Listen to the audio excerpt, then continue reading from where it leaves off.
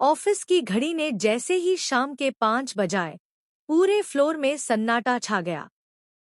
सबकी निगाहें बस एक ही दिशा में थी, जहां अनु की आंखों में नमी थी और आर्या सर की नजरों में अजीब सा संकोच। कुछ घंटे पहले ही आर्या ने कहा था, कल तुमने कहा था कि अनु गलत नहीं हो सकती, और मुझे अब भी यकीन है कि तुम सही थी। पर आज हालात ऐसे थे कि वही भरोसा कहीं खो गया था। अनु के मन में दर्द था, एक गहरा, चुभता हुआ दर्द।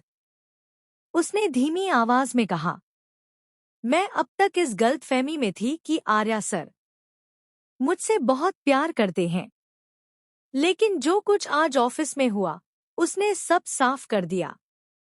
प्यार तो दूर, उन्हें मुझ पर भरोसा तक नहीं। वह मुड़ी और तेज कदमों से बाहर निकल गई। पीछे से आर्या उसे पुकारना चाहते थे, पर शब्द गले में अटक गए। आर्या के मन में बस एक ही बात गूंज रही थी, जहां भरोसा नहीं, वहां प्यार हो ही नहीं सकता। दूसरी तरफ गोपाल जी के शब्द आर्या के कानों में अब भी गूंज रहे थे। तुम जाओ आर्या, अनूप को बेगुनाह साबित करो।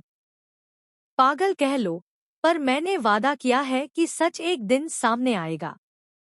आर्या ने उस दिन की कसम याद की और मन ही मन कहा, मैं अनूप को बेगुनाह साबित करके रहूंगा, चाहे पूरी दुनिया मेरे खिलाफ क्यों न हो।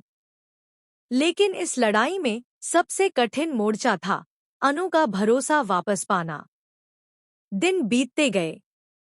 ऑफिस की दीवारें भी अब जैसे अनु की खामोशी को महसूस करने लगी थी।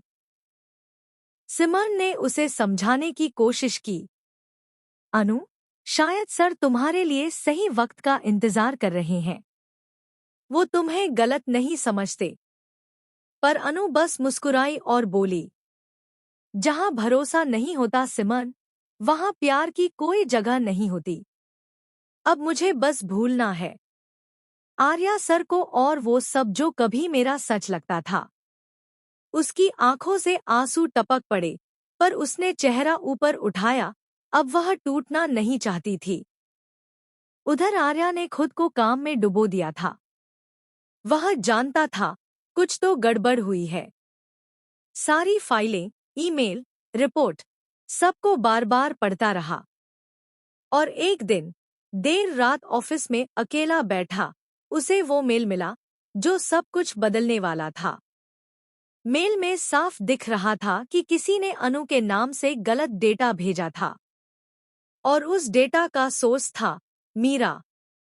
आर्या के हाथ कांप उठे। गुस्से और अफसोस दोनों ने उस